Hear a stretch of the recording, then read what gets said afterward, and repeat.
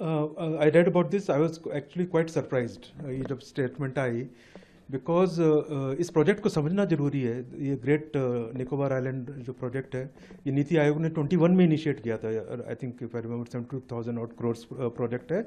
इसके अंतर्गत एक इंटरनेशनल कंटेनर इंटरनेशनल पोर्ट होगा विद कंटेनर ट्रांसपोर्टेशन कैपेबिलिटी. एक ड्यूल यूज एयरफील्ड होगी, ग्रीनफील्ड डेवलपमेंट. एक टाउनशिप डेवलप होगी और एक gas and solar plant develop होगा. लोकल डेवलपमेंट के लिए बहुत जरूरी है. तो जब से मेरे को याद है, पिछले 2 दशकों से हम ऑलमोस्ट बोल रहे हैं कि वहाँ पे बहुत स्ट्रैटेजिकली इंपॉर्टेंट है कि हम अपना footprint militarily as a strategic place उसको बढ़ाएं. तो from defence and strategic perspective वहाँ पर ये डेवलपमेंट होना तो बहुत ज़रूरी है. बिकॉज वहाँ पास में मलाक्का स्ट्रेट है, वहाँ the kind of dominance over sea routes, the kind of monitoring that is required. So ये समझना जरूरी है प्रोजेक्ट क्या है. एंड जहाँ तक आपने बोला कि ये सडनली ये इशू आया है कि यहाँ पे ट्रीज कट रहे हैं एंड ट्राइबल डेवलपमेंट हो रहा है, ओवरऑल इंडिया की स्ट्रैटेजिक नीड्स को समझना जरूरी है एंड लोकल एरिया की डेवलपमेंट नीड्स को समझना जरूरी है. It's strategically very important. It's very important as a economic development ramification for the whole of India and for the local region and for the development of the region itself. तो हर चीज़ को balance करके देखना चाहिए. And इसका suddenly आना, and specially after जो हमने हॉर्मुज में देखा है क्या हो रहा है, एक स्टेट्स की कितनी इंपॉर्टेंस है, जब सी रूट ब्लॉक होता है उसके क्या रेमिफिकेशंस होते हैं, उसके बाद में इस तरह के स्टेटमेंट आना, तो मैं तो बहुत सरप्राइज्ड हूँ. जी सर, अगर प्रोजेक्ट की बात करें तो इस प्रोजेक्ट की अगर आप क्या इसकी इम्पोर्टेंस रहेगी, कैसे ये इकोनॉमिकली जो है स्टेट को हेल्प करेगा और किस तरह से जो है इसमें पूरा प्रोसेस रहेगा? देखो, पहले मैं बताऊंगा स्ट्रैटेजिकली क्यों इम्पोर्टेंट है.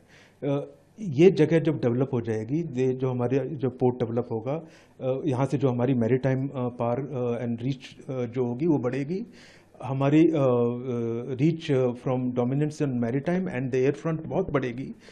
ये 150 किलोमीटर दूर है सिर्फ मलाक्का स्ट्रेट से, सिर्फ 150 किलोमीटर. तो हमारी एंड आप समझ रहे हैं इस मलाक्का स्टेट से कितना सी रूट जाता है. नियरली 30%. चाइना की 75% नियरली एनर्जी रूट यहाँ से है. तो इस पे हमारी ability to dominate, ability to secure this trade route बहुत ज़रूरी है. एंड हॉर्मुज के बाद तो ये बात आज की तारीख में सबको समझना चाहिए, जिसको पहले ना भी समझो. तो स्ट्रैटेजिकली बहुत इंपॉर्टेंट है. मैंने जिक्र किया था अंडमान निकोबार, हमारी जो ट्राई सर्विसेज कमांड है, हमने बहुत समय से बोला था कि हमारा यहाँ फुटप्रिंट बढ़ना चाहिए, हमारी एबिलिटी फॉर सर्वेलेंस बढ़नी चाहिए, हमारे रेडार्स, नेटवर्क्स. आपने देखा ये सब कितने ज़रूरी होते हैं जब ऑफ सिंदूर हुआ. एंड हमारी रीच बढ़नी चाहिए.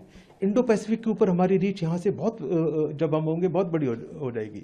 खाली क्वाड्स में पार्टिसिपेट करना जरूरी नहीं है, हमारी ability to reach and dominate and be effective militarily बहुत ज़रूरी है. तो ये ज़रूरी है. सो ये स्ट्रैटेजिक इंपॉर्टेंस है. अगर इकोनॉमिक डेवलपमेंट से देखा जाए, एक इंटरनेशनल जब पोर्ट आता है, इस तरह की कंटेनर डेवलपमेंट, अभी जो हमारी डिपेंडेंस है कोलंबो पे, सिंगापुर पोर्ट पे, वो कम होगी. हमारी ओवरऑल जो इकोनॉमिक डेवलपमेंट होगी from maritime trade point of view बहुत होगी. हमारा EEZ वहाँ कितना बड़ा है आप देखिए, प्योर EEZ, एंड हमारी जो कॉन्टिनेंटल शेल्फ है उससे रिलेटेड जो हमारी एसेट्स हैं. तो ओवरऑल हमारा वहाँ पे फुटप्रिंट बढ़ना एंड लोकली प्रेजेंट होना बहुत ज़रूरी है. उस एरिया के डेवलपमेंट के लिए भी जरूरी है.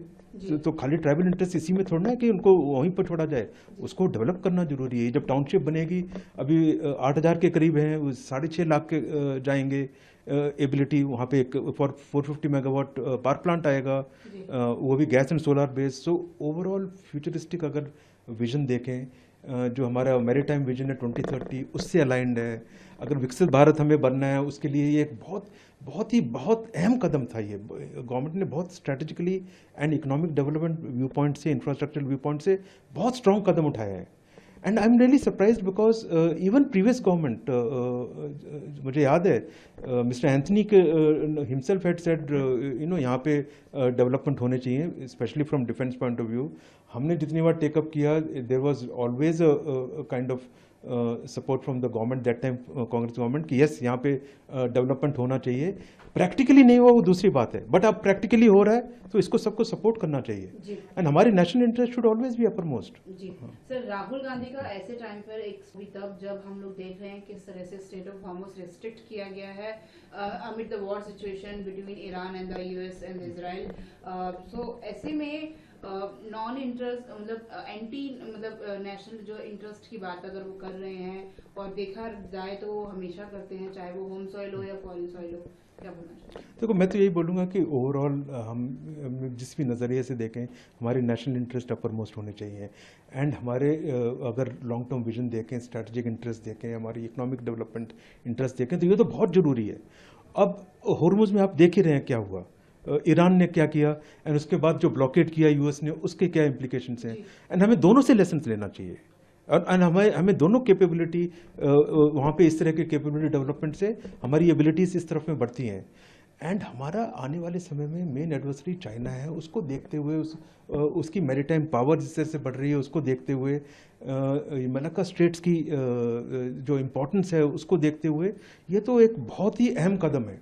इसमें तो सबको होल हार्टेड सपोर्ट देनी चाहिए, एंड ये भी धारणा गलत है कि इसमें ट्राइबल इंटरेस्ट नहीं देखे जा रहे, या डिफॉरेस्टेशन हो रहा है। ऑफ कोर्स, बट ओवरऑल कितना हो रहा है? मिनिस्टर ने ऑलरेडी स्टेटमेंट दिया, 1.78% के करीब जा रहा है सिर्फ, एंड वो भी रिफॉरेस्टेशन कहीं होगा। ट्राइबल इंटरेस्ट के सारे देखे गए हैं, ओवर द ईयर्स सारी स्टैट्यूटरी बॉडीज एंड जितने भी इसमें होमवर्क किया गया है वो पूरी तरह से किया गया है। सो सारे clearances, tribal interest have been upper most, वो सब इंटरेस्ट लिए जा रहे हैं। इसीलिए इस तरह की जब स्टेटमेंट्स आती हैं, वो जो लोगों को गुमराह हो सकते हैं, उससे बचना चाहिए। मेरे ख्याल से इंडिया के लिए ये एक बहुत ही इम्पोर्टेंट डेवलपमेंट है।